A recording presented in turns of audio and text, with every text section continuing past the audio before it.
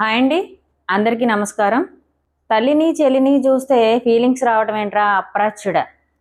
నువ్వు అసలు ఏ దేశంలో పుట్టావు? పవిత్ర భారతదేశంలో పుట్టిన ప్రతి ఒక్క బిడ్డ తల్లిని చెల్లిని అక్కని వదినని అమ్మని అత్తని అలాగే సాటి ఆడపిల్లని పరాయి స్త్రీలని చూసినా గౌరవించాలి. ఒక దేవతలా చూడాలి. స్త్రీమూర్తిని దేవతలా చూసే దేశం ఏది అంటే టక్కుమని భారతదేశం అని చెప్పుద్ది ప్రపంచమంతా. మరి ఈ సొసైటీలో మనం ఎంతగా దిగజారిపోయాం? అసలు ఈ వీడియో చేయడానికి కారణం ఏమిటి? శ్రీదేవి గారు, ఇటువంటి వీడియోలు ఎందుకు చేస్తున్నారు మీరు? నిజంగానే ఒక కొడుకు అమ్మ మీద ఫీలింగ్స్ పెట్టుకుంటాడా? ఏంటి ఈ చెత్త వీడియోలు అని మీరు నన్ను అడగవచ్చు. దానికి నా సమాధానం ఏమిటి అంటే, ఇటువంటి వారు నిజంగానే మన సొసైటీలో ఉన్నారు కాబట్టే అడపా తడపా మనం వార్తల్లో చూస్తున్నాం. మీరు గమనించారో లేదో, తండ్రి కూతుర్ని రేప్ చేశాడని, అన్న చెల్లిని రేప్ చేశాడని, ఒకే ఇంట్లో ఉంటున్నప్పుడు ఎన్నో ఘోరాలు జరుగుతూనే ఉంటున్నాయి. కానీ అవి బయటికి రాకుండా కప్పెడుతూనే ఉంటున్నారు కేవలం పరువు కోసం. మరి ఇంతగా మనిషి దిగజారిపోవడానికి కారణాలు ఏమిటో తెలుసుకుందాం ఈ వీడియో ద్వారా. నిన్నొక వీడియో చూశానండి నేను. థంబ్నెయిల్ చూసి ఓపెన్ చేయగా అందులో అమ్మ మీద ఫీలింగ్స్ వస్తున్నాయని ఒక అబ్బాయి కామెంట్స్ చేశాడంట ఆ వీడియో కింద. దానికి సమాధానంగా ఆమె ఒక వీడియో చేసి పెట్టారు. దానికి సమాధానం ఏమిచ్చారంటే, తల్లి మీద ఫీలింగ్స్ రావటం ఏంట్రా, అసలు నువ్వు మనిషివా, పశువుతో కూడా పోల్చకూడదు, నువ్వు మృగానివి అని తిడుతూ వీడియో చేశారు. మరికొంతమంది ఇది ఫేక్ న్యూస్, నువ్వు కావాలని క్రియేట్ చేసి వీడియో పెట్టావు. ఇంతకీ మనం ఇక్కడ గమనించవలసిన విషయం ఏమిటి అంటే, ఆ వీడియో ఫేకా, ఆవిడ సృష్టించారా అన్నది పక్కన పెడితే మన సొసైటీలో ఏం జరుగుతుంది అన్న అంశం మీదే ఆమె చెప్పారు. ఖచ్చితంగా ఇప్పుడు ఎదుగుతున్న పిల్లల్లో ఇటువంటి కామ కోరికలు అనేవి చాలా బలంగా మారినాయి. దీనికి అర్థం మనం ఎక్కడో చూడనవసరం లేదు, మన పక్కనే జరుగుతున్నాయి. మన ఇళ్లల్లోనే పిల్లలు అలా ఉన్నారు. మరి ఇంతగా పిల్లలు పాడవటానికి దిగజారిపోవడానికి కారణాలు వెతుక్కుంటూ నేను ఈ వీడియో చేయడం జరిగింది. పిదప రోజులు పిదప మనుషులేండి. ఇప్పుడున్న మనుషులందరూ, ముఖ్యంగా మగపిల్లలందరూ తాళ్ళు తప్పడకాయ గాళ్ళు. వాళ్ళు పేరుకే మగపిల్లలు. వాళ్ళు ఏం చేస్తున్నారు, ఎలా ప్రవర్తిస్తున్నారు, అసలు వావి వరుసలేంటి, ఇవేమీ లేకుండా నీచమైన ఆలోచనలు చేస్తున్నారు. అడ్డాల్లో ఉన్నప్పుడే బిడ్డలు, గడ్డాలు వచ్చాక బిడ్డలు కాదని చెప్పి మన పెద్దోళ్ళు చెప్తూనే ఉంటారు. అది నిజం కదా? దీనికి సమాధానంగా మనం ఏం మాట్లాడుకోవాలంటే, పిల్లల్ని ఏ ఏజ్ నుంచి ఎంతవరకు ఎలా పెంచాలి? నువ్వు నెలలు సంవత్సరాల పిల్లలైనప్పుడు నువ్వు పక్కలో వేసుకొని నువ్వు నీ రొమ్ము పాలు పెడతావు, అటు ఇటు వేసుకొని దొల్లుతావు, పొట్ట మీద వేసుకొని ముద్దులాడతావు, ఊయాలు ఊపుతావు, ఎన్నో చేస్తావు. తల్లిగా అది నీ ప్రేమ. నువ్వు మురిసిపోతూ ఉంటావు నీ కొడుకుని చూసి. ఒక ఏజ్ వచ్చాక పిల్లల్ని ఇంకా చిన్న కూసిల్లా చూస్తున్నారు. ఇక్కడ మీరు చాలా పెద్ద తప్పు చేస్తున్నారు. మీకు తెలుసండి, 10 ఏళ్ల వయసులోనే మగపిల్లాడికి స్పర్మ్ కౌంటింగ్ మొదలవుతుందంట. అది తెలుసా? కానీ ఎవ్వరూ పట్టించుకోరు, చిన్న బుడ్డోళ్ళలాగానే చూస్తున్నారు. అటువంటి పిల్లలే బుడ్డ పిల్లల్ని రేప్ చేస్తున్నారు. మీ అందరూ న్యూస్లో చూస్తున్నారు. తల్లికి బిడ్డలు ఎప్పుడు చిన్నపిల్లలుగానే కనిపిస్తారు, ఇందులో తప్పేమీ లేదు. కానీ ఏ ఏజ్లో ఎలా ప్రవర్తించాలి అని చూడండి దయచేసి. వాళ్ళని ఇంకా చిన్న కూసిల్లా చూడకండి. ఏజ్ బట్టి వాళ్ళకి వివేకం వచ్చినట్టు ప్రవర్తించండి. వాళ్ళని అడల్ట్గానే చూడాలని మీరు మర్చిపోకండి. ఎందుకంటే ఇప్పుడు పిల్లలు మామూలు పిల్లలు కాదండి, ప్రపంచాన్ని చదివేస్తున్నారు. టెక్నాలజీ అరచేతిలోనే ఉంటుంది. వాళ్ళకి అన్ని విషయాలు తెలుసు. ఇదివరకు పెళ్లి చేసి శోభనం గదిలోకి పంపిన మగపిల్లాడికి ఏం చేయాలో తెలియదు, ఆడపిల్లకి ఏం చేస్తారో తెలియదు. సిగ్గుతోనే సగం జీవితం గడిచిపోతుంది. మరి ఇప్పుడు పిల్లలు అలా ఉన్నారా? తెల్లారు లెగిస్తే అరచేతిలో ఫోన్ ఉంటుంది, అరచేతిలో ప్రపంచం ఉంటుంది. వాళ్ళ ఇష్టం వచ్చినట్టు బూతు బొమ్మలు చూస్తున్నారు. అరాకొరా బట్టలు కనబడతాయా, ఎటువంటి అసభ్యకరమైన సీన్స్ కనిపిస్తాయా అని వెతుక్కుంటున్నారు. మరి ఫోన్ వచ్చిన తర్వాత మన పరిస్థితి కానీ మన బిడ్డల పరిస్థితి కానీ పూర్తిగా దారుణం అయిపోయింది. అసభ్యకరమైన సన్నివేశాలు చూసి వాళ్ళలో విపరీతంగా కోరికలు పెరుగుతున్నాయి. ఇంకా చెప్పనవసరం లేదు, అవన్నీ మీకు తెలుసు. వీడియో లెంత్ సరిపోదు. ఇంతకీ టాపిక్ వచ్చేసి, తల్లి మీద ఫీలింగ్స్ వస్తున్నాయన్న అబ్బాయి వాళ్ళ అమ్మగారు తన ముందే బట్టలు మార్చుకుంటున్నారంట. ఇవన్నీ కామెంట్స్లో వాళ్ళు పెట్టినవి. ఇక్కడ తనేం చేశాడో ఆవిడ ఏం చేస్తున్నారో మనకు అనవసరం. నిజంగానే ఇవన్నీ బయట జరుగుతున్నాయి. తల్లులు పిల్లల్ని ఇంకా చిన్న బిడ్డల్లాగానే చూస్తున్నారు. బాత్రూంలో నుంచి డైరెక్ట్ అలాగైనా వస్తున్నారు, వాళ్ళ ముందే బట్టలు మార్చుకుంటున్నారు. కనీసం వాళ్ళని బయటికి వెళ్ళమని కూడా చెప్పట్లేదు. నా బిడ్డేగా, చిన్న అబ్బాయి, చిన్న పిల్లోడే కదా, చిన్న కూసే కదా అని చెప్పి చూస్తున్నారు. వీళ్ళు ఏం చేస్తున్నారు? వీళ్ళు దొంగచాటుగా అన్నీ గమనిస్తున్నారు. ఇంకా చెప్పాలంటే స్నానాలు చేసినప్పుడు చూడటం, అది తల్ల చెల్ల, మన ఇంటికి వచ్చిన బంధువుల ఆడపిల్లల, పక్కింటి ఆడపిల్లల అని కూడా లేదు. మా చిన్నతనంలో అయితే చాలామంది కుర్రోళ్ళు బాత్రూములకి డాబాల పైకి ఎక్కి చూసేవారు. అలాగే గల్లీల్లో గొడవలు అయ్యేవి. మేము బాగా చిన్నపిల్లలమైన ఉన్నప్పుడు పెద్ద పెద్ద ఆడవారు స్నానాలు చేసినప్పుడు కూడా ఇదే పరిస్థితి అన్నమాట. ఇవేమి ఈరోజు కొత్త కాదు. ఇదంతా తెలుసుకోవాలని క్యూరియాసిటీ మీద జరుగుతూ ఉంటుంది. ఎందుకంటే ఆత్రం ఆపుకోలేరు. అది చిన్నపిల్లల, పెద్ద పిల్లల, ముసలి వాళ్ళ, ఇవన్నీ కూడా పక్కన పెట్టండి. 90 ఏళ్ళ ముసలావిడిని రేప్ చేస్తున్నారంటే మరి నమ్మరా? అన్నీ నేనేదో సృష్టిస్తున్నది కాదు కదా. ప్రతి ఒక్కరి జీవితంలో ఇవి పచ్చి నిజాలు. అంతేకాదు వావి వరుసలు మర్చిపోతున్నారు. అది సొంత చెల్లిళ్ళ మీద బలాత్కార ప్రయోగాలు చేస్తున్నారు, వాళ్ళని రేప్ చేస్తున్నారు. చెప్పుకోలేక ఇంట్లోనే తల్లులు మగ్గిపోతున్నారు. ఆ ఫ్యామిలీ విచ్ఛిన్నం అయిపోతుంది.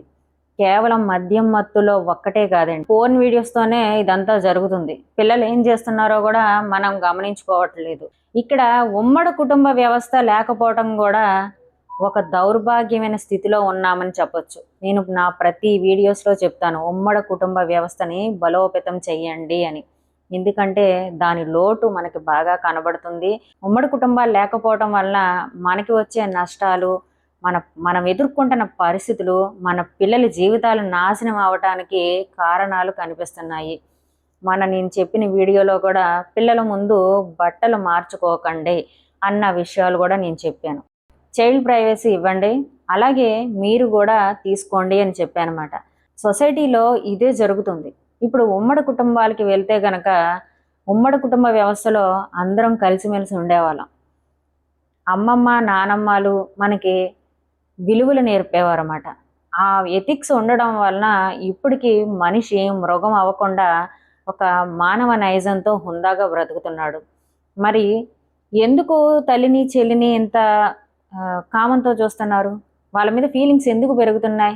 ఒక్క ముక్కలో చెప్పాలంటే మన టెక్నాలజీ అని చెప్పుకున్నాం. ఇంకా మానవ సంబంధాలు దృఢంగా లేకపోవటం, నమ్మకాలు కోల్పోవటం, అలాగే విలువలు నేర్పకపోవటం అన్నదే నేను గట్టిగా చెప్పగలను. సొంత చెల్లిని, తల్లిని, అక్కనే కాదండి, పరాయి స్త్రీని కూడా ఒక దేవతలాగా చూసేవారు.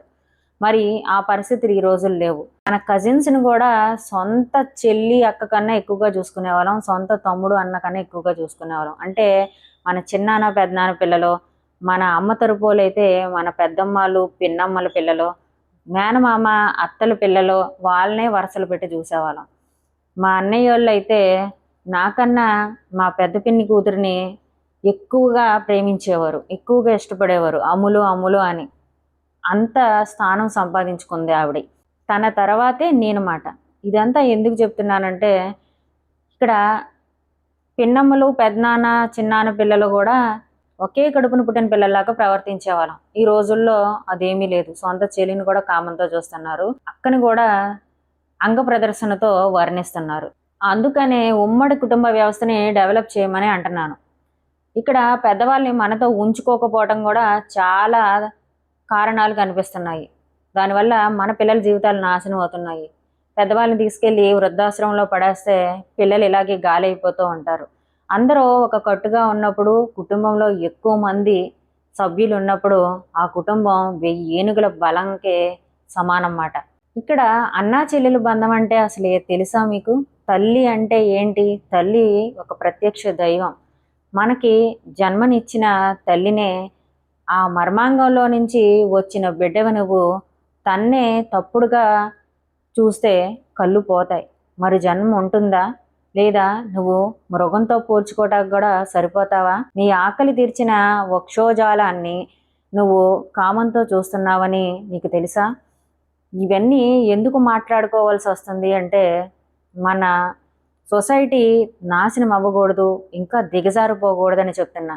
ఇవన్నీ నాకు మాట్లాడటం ఇష్టం లేదు. కానీ ఇక్కడ టాపిక్ వచ్చేసరికి దానికి పూర్తి వివరం నేను మీకు ఇవ్వగలగాలి. అప్పుడే వీడియో చేయాలి. అందుకనే చెప్పడం జరుగుతుంది. దయచేసి ఎవరు తప్పుగా అర్థం చేసుకోవద్దు. చెల్లెల కోసం అన్నలో ప్రాణత్యాగాలు చేసిన వాళ్ళు ఎంతోమంది ఉన్నారు. ఉదాహరణకి గోరింటాకు సినిమా, అది మానవ సంబంధాలని ఎంత దగ్గర చేసిందో ఆ మూవీ వచ్చినప్పుడు మనందరికీ తెలుసు మాట. అలాగే ఒక అర్జున్ గారి మూవీ ఉంది, పాత సినిమాల్లో చిట్టి చెల్లెలు మూవీ ఉంది. మేనమామ అంటే ఏంటి? మేనమామ తన చెల్లి అక్క పిల్లల్ని భుజాలకు ఎత్తుకొని పెంచుతాడనమాట. మరి వీటిలన్నిటికీ అర్థం తెలుసా మీకు? ఏ రిలేషన్ అయినా మీరు తప్పుగా ఎందుకు చూస్తున్నారు? ఇక్కడ అన్నా చెల్లెల బంధానికి ముందు అర్థం చేసుకోండి. ఆ కామ వాంఛలు, కామ కోరికలు, లేదా మీరు వికృత చేష్టలు చేసి మీ విలువల్ని మీరు తీసుకోకండి. అబ్బాయిలందరినీ అంటున్నానని కాదు, ఇందులో చాలా మట్టికి ఇప్పుడు ఈ ఫోన్ల ద్వారా పాడవుతున్న అబ్బాయిల గురించి మనం మాట్లాడుకుంటున్నాం. కాబట్టి ప్రతి ఇంట్లో స్త్రీలు ఎంత జాగ్రత్తగా ఉండాలో అర్థం చేసుకోండి, జాగ్రత్తలు వహించండి. బంధాలు తెగిపోయిన తర్వాత అతుక్కోవడం చాలా కష్టం. అద్దం పగిలితే ఎలాగా ఆ బీట్లు కనిపిస్తూనే ఉంటాయో మన బంధాలు కూడా అంతే. అవి ఎంత అతుక్కోవాలన్నా ఆ జ్ఞాపకాలు, అంటే ఆ చెడ్డ జ్ఞాపకాలు మన మనసుని కలిచివేస్తూనే ఉంటాయని గుర్తుపెట్టుకోండి. ఈ పవిత్ర భారతదేశంలో ప్రతి బంధానికి ఒక విలువ ఉంది. అలాగే ప్రతి రిలేషన్కి ఒక గుడి కట్టి పూజిస్తారన్నమాట. అటువంటి భారతదేశంలో కొన్ని మతాలు వచ్చి చెడ్డ అలవాట్లు, చెడ్డ పోకట్లు మన పిల్లలకు అలవాటు చేస్తున్నాయి. కొన్ని మతాల్లో అన్నా చెల్లెలు పెళ్ళిళ్ళు చేసుకుంటారు, కామిస్తారు. వాళ్ళకి తప్పు కాదు అది. వాళ్ళ పెద్దవాళ్ళు అదే మా ఆచారం అంటారు. కానీ మనకు అలా కాదు. అన్నా చెల్లెలు బంధం ఏంటో ఖచ్చితంగా మీ పిల్లలకి చెప్పండి. ఉమ్మడి కుటుంబాలని మీరు డెవలప్ చేసుకోండి. పంతం పట్టింపులను విడిచిపెట్టండి. అలాగే పిల్లల్ని ఎథిక్స్తో పెంచండి. తల్లి విలువ చెప్పండి, తండ్రి విలువ చెప్పండి. పిల్లల ముందు మీరు దయచేసి భార్యాభర్తలో అసభ్యంగా ప్రవర్తించకండి. వాళ్ళ ముందు చెడ్డ మాటలు మాట్లాడకండి. వాళ్ళకి మంచి మంచి మూవీస్ చూపించండి, ఇన్స్పిరేషన్ స్టోరీస్ చెప్పండి, మన దేశ చరిత్రలు చెప్పండి. తల్లి కోసం, చెల్లి కోసం త్యాగం చేసిన జీవితాల్ని గుర్తు చేయండి. మరి ఆడపిల్లలు ఎలా ఉండాలి? స్త్రీల రక్షణ ఏంటి? స్త్రీల రక్షణ కేవలం బయటికి వెళ్ళినప్పుడైనా? ఇంట్లో ఉన్నప్పుడు ఆ రక్షణ లేదా? బయట నుంచి మనకి ప్రాబ్లమ్స్ వస్తే దాన్ని 100 రెట్లు ఎక్కువ చేసి చెప్తాం. మరి ఇంట్లో మనిషి నుంచి అదే ప్రాబ్లం ఎదురవుతే దాన్ని ఎందుకు దాచుకుంటున్నాం? ఎందుకు మనిషిని, అంటే మగాడిని ఒక మృగంలా ఆడదే ఎందుకు తయారు చేస్తుంది? తప్పుని ఎందుకు అరికట్టట్లేదు? ఇక్కడ ధర్మం మీద నడవటం పిల్లలకి నేర్పండి. తండ్రి తాగిన మత్తులో కూతుర్ని రేప్ చేశాడు, ఇవే వినబడుతున్నాయి. పరువు కోసం దాచుకున్నారు. అలాగే ఇంట్లో అక్కో చెల్లో అమ్మో బట్టలు మార్చుకుంటున్నప్పుడు చాటుగా చూడటం, వాళ్ళని ఇంకా కామించటం, మూడు పెరిగిపోయి ఆ తప్పులో తల్లిని బలాత్కారం చేయటం. 3 రోజుల కింద న్యూస్లో వచ్చింది చూడండి. తల్లి మీదే కామవాంఛలు తీర్చుకుంటున్నాడు, తల్లి మీద అసభ్యంగా ప్రవర్తించాడని అది కూడా ఒక న్యూస్ వచ్చింది. కావాలంటే మీరు సెర్చ్ చేసుకోండి. ఆడపిల్లల్ని ఇంట్లో ఒంటరిగా వదులుతుంటే మన బంధువుల పిల్లలే తప్పుగా ప్రవర్తించటం, చిన్న చిన్న బుడబుడ పిల్లల్ని రేప్ చేయటం, ఇదంతా ఏంటి అసలు? మనం ఎక్కడికి దిగజారిపోతున్నాం? కేవలం ఎవరు దీనికి కారణం? మన పెంపకమే. మన పెద్దవాళ్ళు మాట విని చక్కగా మన వెనకటి రోజుల్ని ఫాలో అవుతే, మనం డబ్బు వెనకాతలు పరిగెట్టకుండా మన పిల్లలకి కొంత టైం ఇచ్చి మంచి చెడ్డలు బోధిస్తే ఇవన్నీ జరగవు. ఆడపిల్లకి బయట రక్షణ లేదు, ఇంట్లో రక్షణ లేదు. మరి ఎలా బ్రతకాలి? సిగ్గుపోతే ఆడపిల్లకి ఆ జీవితం ఎందుకు? ఒక్కసారి మీరు చెప్పండి. మీరు కూడా ఆ ఏజ్ నుంచే వచ్చారు, అవునా? ఇక్కడ ఆడపిల్ల అందం ఒక అద్భుతమండి. నేను ప్రతి వీడియోలో చెప్తాను. ఆడపిల్ల అందం ఒక పొదనైన కత్తి వంటిది. వయసు వచ్చిన ఆడపిల్ల అందం చూడాలంటే 2 కళ్ళు సరిపోవమాట. ఎందుకంటే ఇక్కడ ఆడపిల్ల శరీరం అణువణువు వర్ణనాతీతం. అలాగే అంగం ఒక ప్రకృతితో సమానం. ఇవన్నీ గుర్తుపెట్టుకొని అటువంటి ఆడపిల్ల అందచందాలకి విలువిస్తారని, గౌరవిస్తారని, సాక్షాత్తు ఆ ఆదిశక్తిని చూసినట్టు చూస్తారని, ఆ ప్రతి ఆడదానిలో అమ్మని చూస్తారని ఆశిస్తున్నాను. ఆడపిల్లని లక్ష్మీదేవిలా చూస్తాం. మన ఇంట్లో లక్ష్మీదేవి తిరుగుతుందని పోల్చుకుంటాం. అటువంటి బంగారు బొమ్మని వజ్రాల గనితో సమానమని పెంచుతాం. అల్లారు ముద్దుగా పెంచుతాం. అలాగే మగపిల్లోడిని కూడా అదే సమానంగా ఏం కావాలన్నా ముద్దు మురిపని తీర్చుతాం. అలాగే నీకు సైకిల్ కావాలా, ఒక బొమ్మ కావాలా అంటూ ప్రతి వస్తువు వాళ్ళకి అందిస్తాం. కష్టం తెలియకుండా పెంచుతాం.